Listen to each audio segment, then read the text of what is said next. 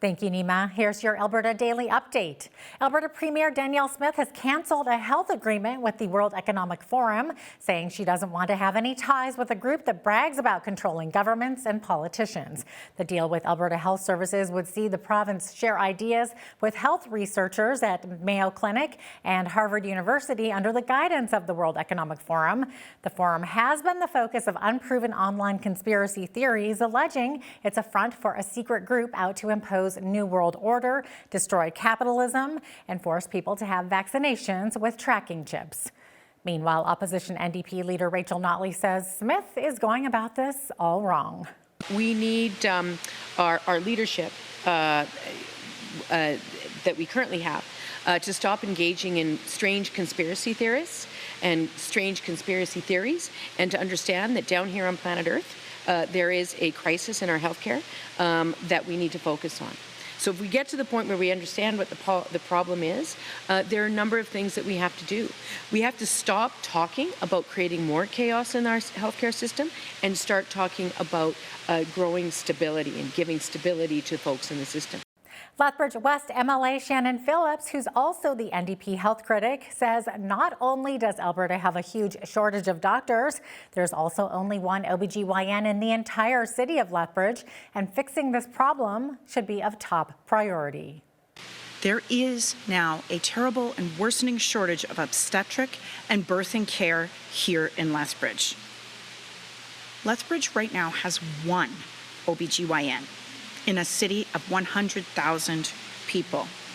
This affects all communities in southern Alberta that rely on care here at our hospital.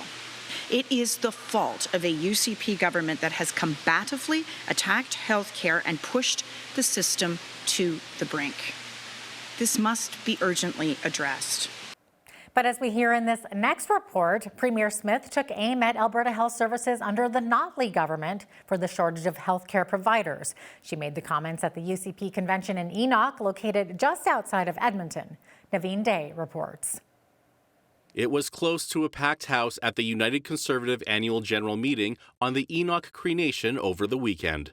During her keynote address, Alberta Premier Danielle Smith fired shots at NDP leader Rachel Notley for supporting increases to the federal carbon tax and blamed her for alleged inefficiencies within Alberta Health Services management. Rachel Notley is on the record that she supports this carbon tax increase 100%.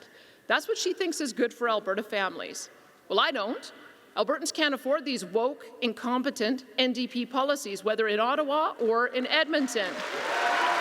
The system, my friends, is broken. Most of those managing AHS today are holdovers from the NDP years.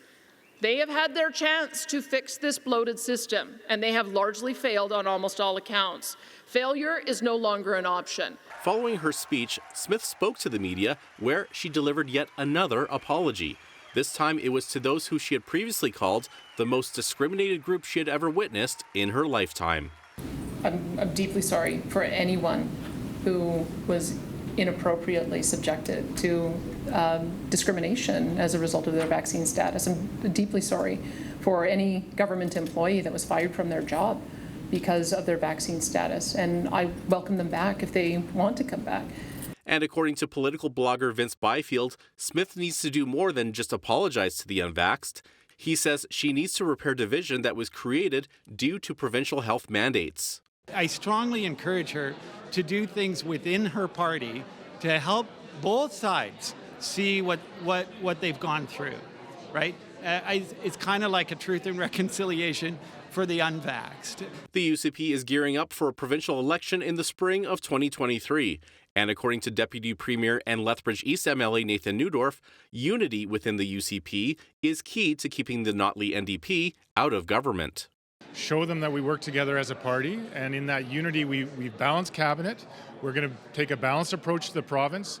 We're going to address a number of key issues like affordability, healthcare reform, and we're going to govern well. And I think once Albertans know that, I hope to see them give us a second mandate. Albertans will go to the polls on May 29th to pick which party will form the province's next government. Premier Smith has stated that she will not call an election earlier than the prescribed date. And that is your Alberta Daily Update. Nima, back to you.